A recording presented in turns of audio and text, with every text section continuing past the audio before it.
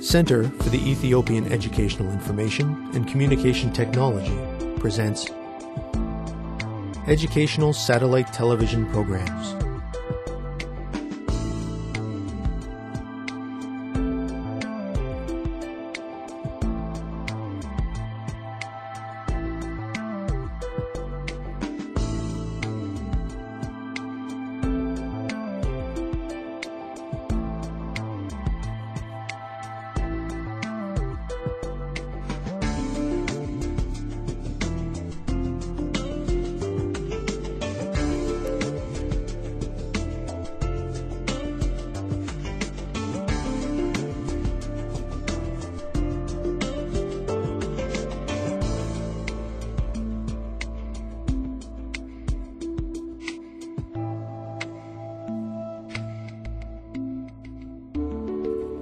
Hello, teacher.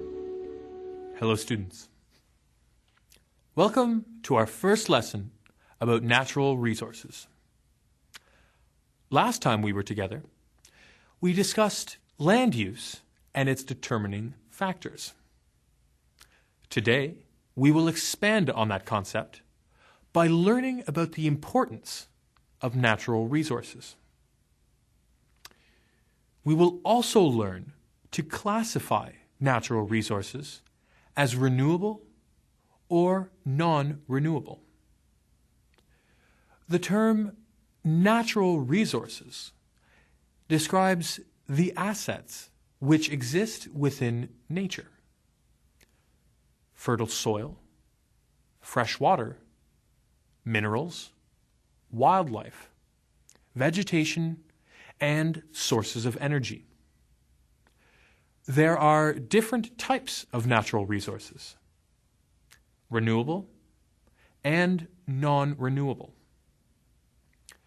Let us learn more about each type now. Renewable resources can be replaced as quickly as they are used, either through natural processes or human intervention. Forest, water, soil, plants, and animal life can all be renewable resources if carefully managed. For example, a forest is a renewable resource. It produces timber and other products, and can do this year after year if it is carefully and scientifically sustained. Non-renewable resources cannot be replaced once they have been used. The most obvious example of a non-renewable resource is fossil fuels, such as coal, oil, and natural gas. Fossil fuels take millions of years to form beneath the Earth's surface. Every year, we burn fossil fuels to heat our homes, propel our vehicles, and produce electricity. When we run out of fossil fuels, they will be impossible to replace. Therefore, fossil fuels are non-renewable resources. Resources are not evenly distributed across the world. In fact, there is a great disparity in how resources are spread. This unevenness has led to the concept of have and have not nations, though the total quantities of the resources in the world have not yet been determined. Our consumption of natural resources is increasing as time goes on. Each year, we cut down more trees and mine more minerals. This trend has led to widespread environmental problems. When resources are misused, their quantity and quality diminishes. This process is called environmental degradation. In order to overcome this challenge, both renewable and non-renewable resources must be managed carefully and used responsibly. Many parts of the world now employ resource conservation measures. These practices help to preserve natural resources for future generations. Natural vegetation, such as plants and trees, is an important natural resource. It is time for our first activity, students. Please select a partner to help you brainstorm different uses of natural vegetation. Try to think of ways in which we use vegetation, as well as the role that it plays in the ecosystem. List all of these ideas that you can, and I will be back in a few minutes to review your answers. Students, let's get ready. Begin.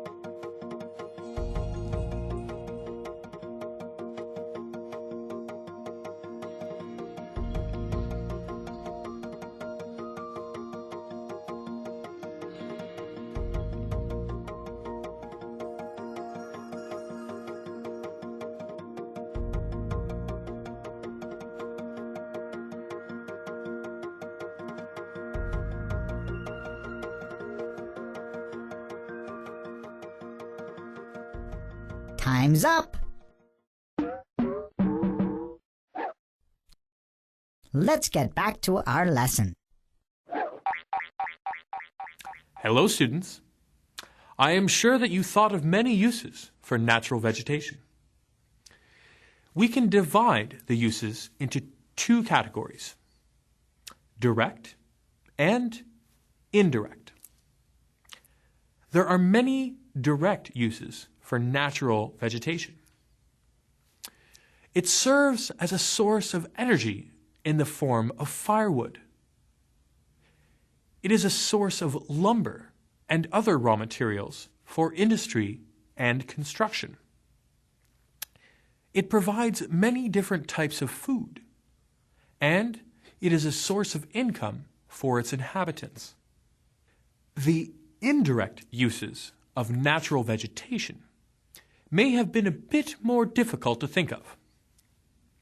As we have learnt in previous units, vegetation regulates local climatic conditions and maintains the balance of nature. It preserves soil fertility and prevents excessive erosion. Forests and undergrowth are habitats for wild animals, as well as adding beauty to the natural environment around us. I hope that you thought of some of the same answers. Good job. Wildlife is another natural resource. The term wildlife encompasses all wild living creatures, no matter how large or small.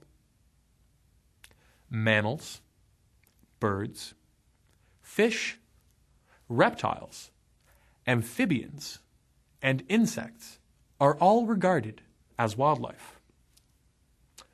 The most obvious use that humans have for animals is as sources of food and raw materials like leather. Animals are also useful for educational and scientific purposes, as they help us to learn more about the world around us. Animals, like these giraffes, can also generate income by serving as tourist attractions. Perhaps most importantly, wildlife can have enormous aesthetic value and maintains the balance of nature. Minerals and soil are natural resources as well. A mineral is an element or a combination of elements that can be organic or inorganic. Minerals are naturally found in and below the planet's crust. They are used as raw materials for industry, as sources of energy, and as fertilizer. Some, like gold and silver, are even used for jewelry because we find them so very attractive. Soil is a natural resource that consists of layers of mineral constituents of variable thickness. Of course, we use soil to grow crops, but soil also plays a critical role in preserving the balance of nature. It absorbs water, spreads minerals, and serves as a carbon sink for many of the world's greenhouse gases. It is time for our second activity. In a moment, 5 statements will appear on screen. Try to determine if each one is true or false, and I will be right back. Are you ready, students? Then go ahead now. Students, let's get ready. Begin.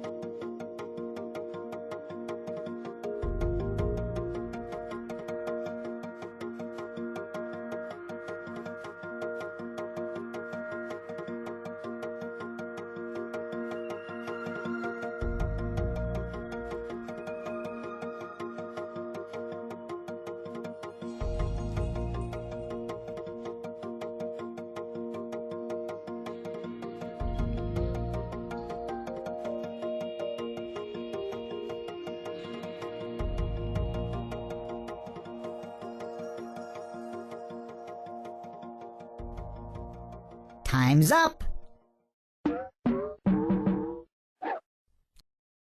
Let's get back to our lesson. Hello, students. This is true. Renewable resources can be replaced as they are used. This is false. Natural resources are not distributed evenly. Mineral fuel is not a renewable resource. This statement is false. True. Plants and animals are both renewable resources, provided we manage them carefully. Finally, this is false. Climate regulation is an indirect use of vegetation, not a direct use. Today, we have learnt about natural resources. Next time, we will study the spread of HIV/AIDS. Until then, thank you, teacher, and thank you, students.